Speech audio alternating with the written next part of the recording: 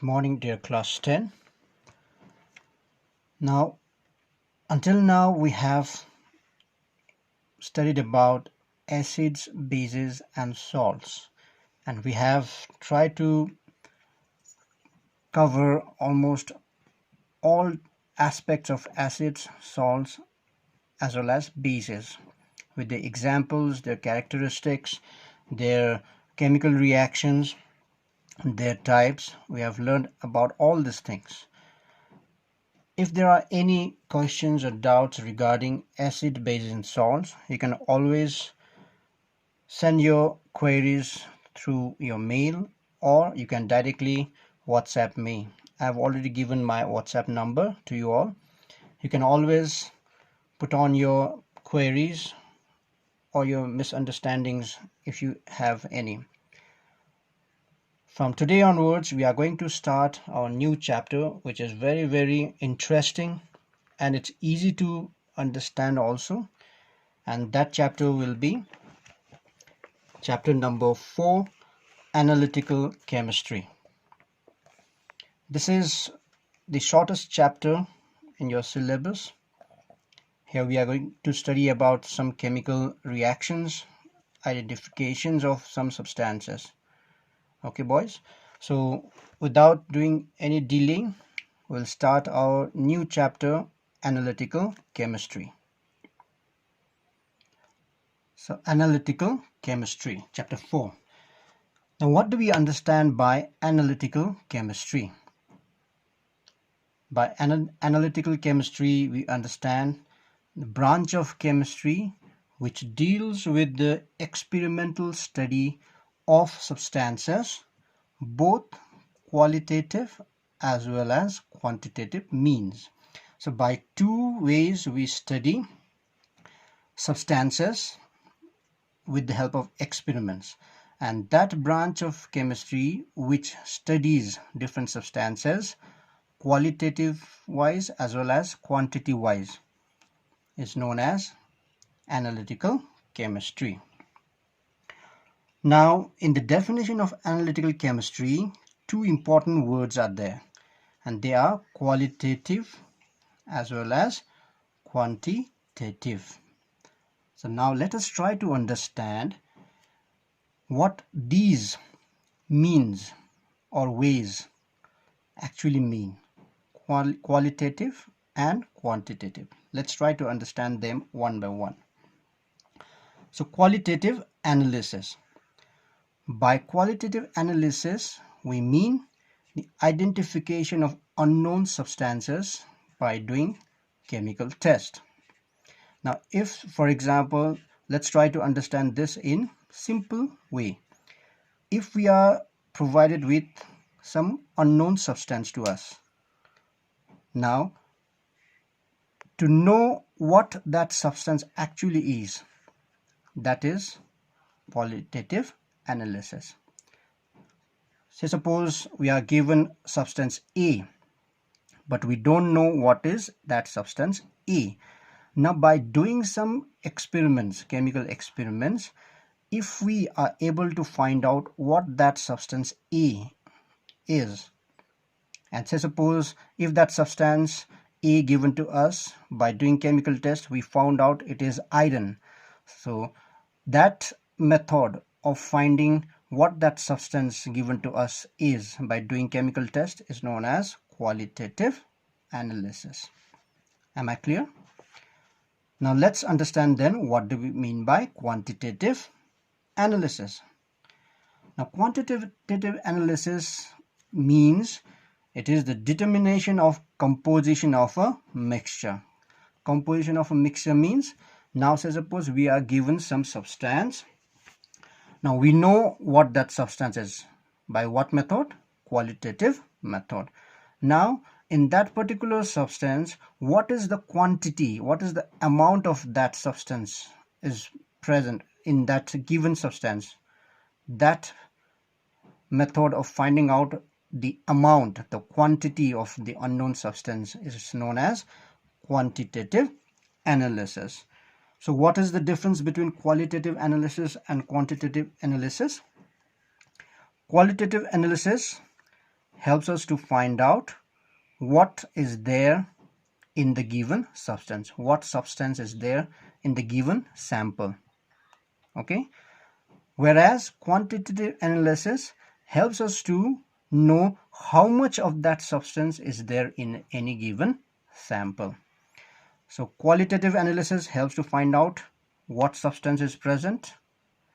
Quantitative analysis helps us to find out what amount of substance is present in any given sample. So these two methods are done side by side to complete the analysis of any given substance, and that branch of chemistry is known as analytical chemistry. Now, this analysis of any given substance can be done by two different ways, and they are physical method and chemical method.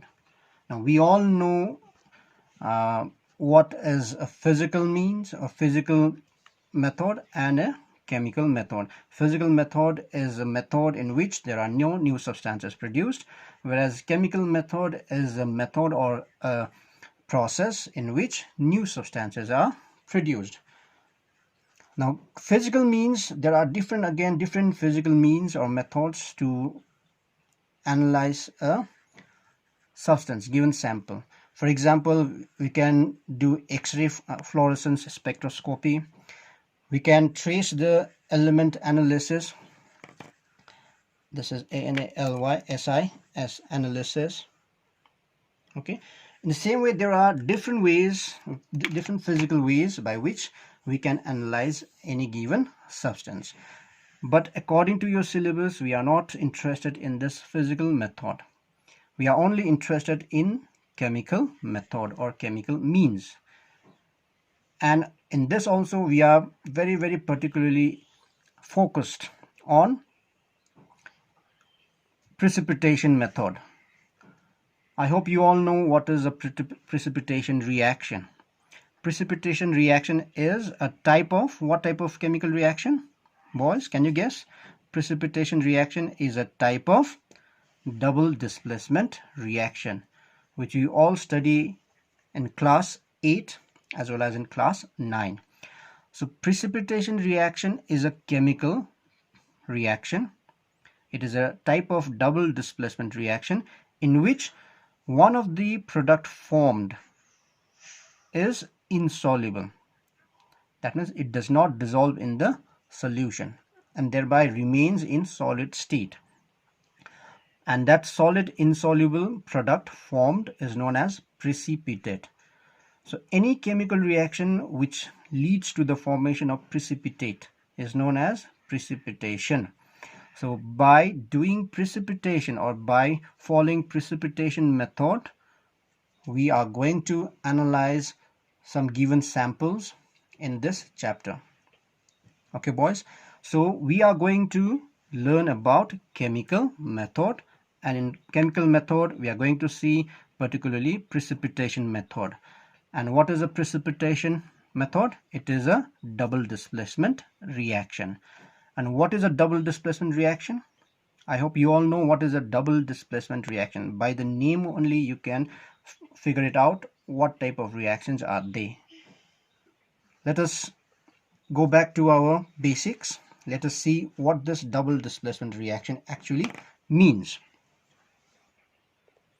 Now, to understand double displacement reaction or a precipitation reaction, I'm going to take help of two substances, and let us take a general substance in alphabets. Let's say we have one substance AB made of A ion and B ion. Say suppose A is cation and B is anion.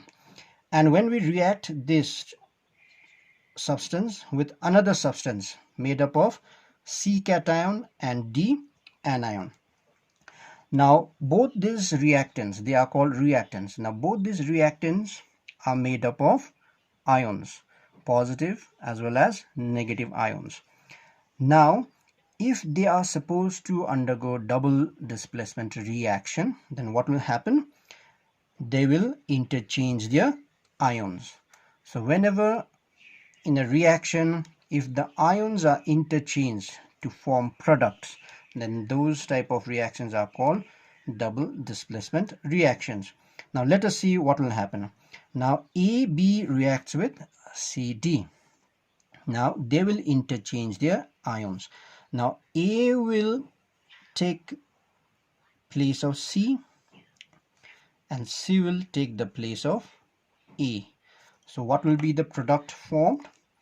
Now it will be, the product form will be C will combine with B.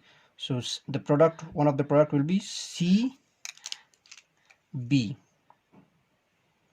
and another product which will be formed will be A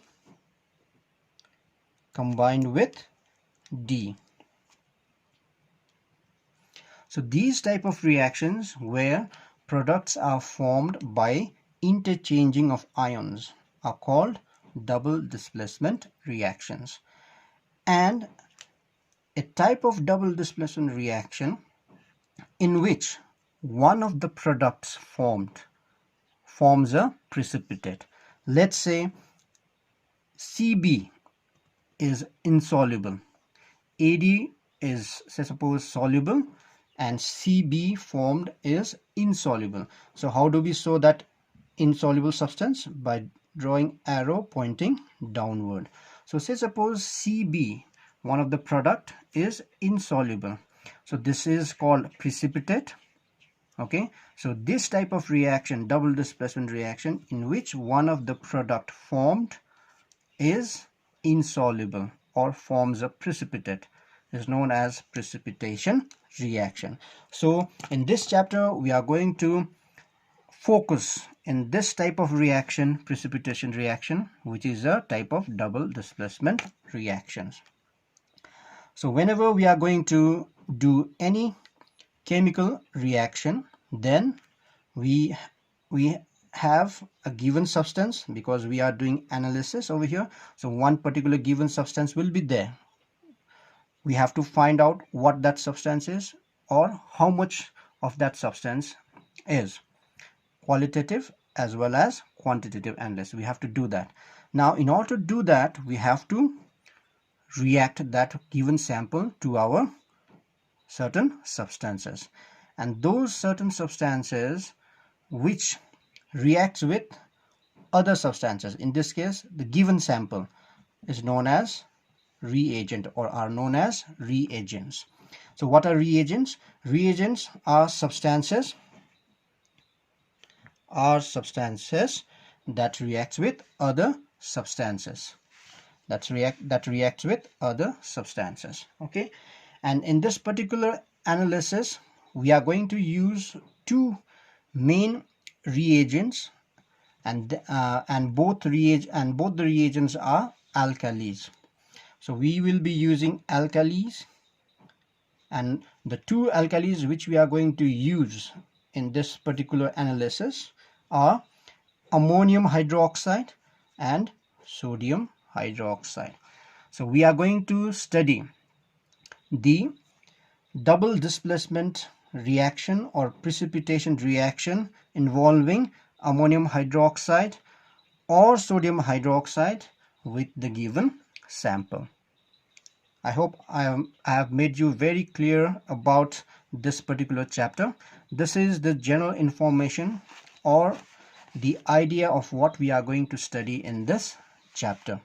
So the important things which you have to know are: what do we mean by qualitative analysis? What do we mean by quantitative analysis?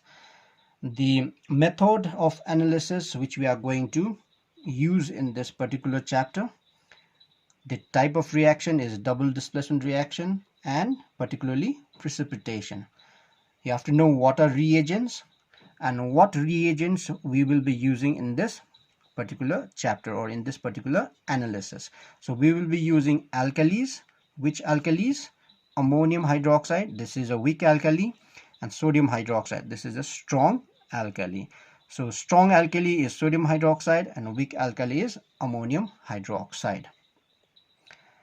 Now we know that the representative elements, what are they? Group 1 to 13 to 17, like group 1 to 13, 14, 15, 16, 17. They are all called representative or main group elements. And the salts of these main group elements or representative elements are generally colorless, while those of transition elements, and what are those transition elements? Elements belonging to group 3 to group 12. So these elements are called transition elements and their salts are generally colored. So these colors of these salts also help to analyze what particular sample contain. Okay, so over here you also have to learn colors of some ions, so that by looking at the ions only you can figure out what particular substance is present in the given sample. So we have a list of ions given in your book. Some colorless ions are given. Some of the colorless ions are, say suppose in cations, ammonium ion NH4 plus is a colorless ion, sodium ion is a colorless ion, potassium ion, these are all colorless ions. I want you to learn all these ions with their color and their symbols. Colored ions. Some of the colored cations are cupric ion. Cupric ion Cu plus 2 is blue in color. That's why copper sulfate, pentahydrate copper sulfate is blue in color. That blue color of that salt is due to the cupric ion present over there, because it is blue in color. Ferrous ion is light green, whereas ferric ion, the higher valency of iron, is yellowish brown in color. Nickel ion is green in color. Chromium is also green, whereas manganese ion is pink in color. So these are some of the cations with their colors. The anions also have their colors. Some are colored, whereas some are colorless. So the colorless anions are chloride ion, sulfate, carbonate, nitrate, hydrogen, carbonate, sulfide, bromide, and acetate ions. These are all colorless anions. Whereas permanganate MnO4 minus is pink or purple in color. Dichromate ion Cr2O7 minus 2 is orange in color, and chromate ion is CrO4 minus 2 yellow in color. So before going to another session, I want all of you to learn these colors of these different ions. Make them by heart if you can. Learn all the ions if you can. Okay, boys? Because this color, if you know this color of different ions, it will be easy for you to determine what substance is present or what will be the reactions. So this much for today, boys. I hope I have made you clear about the introduction of analytical chemistry. Please learn the colors of different ions and be ready, be prepared for our next class. Thank you, boys. Stay safe and do all things well.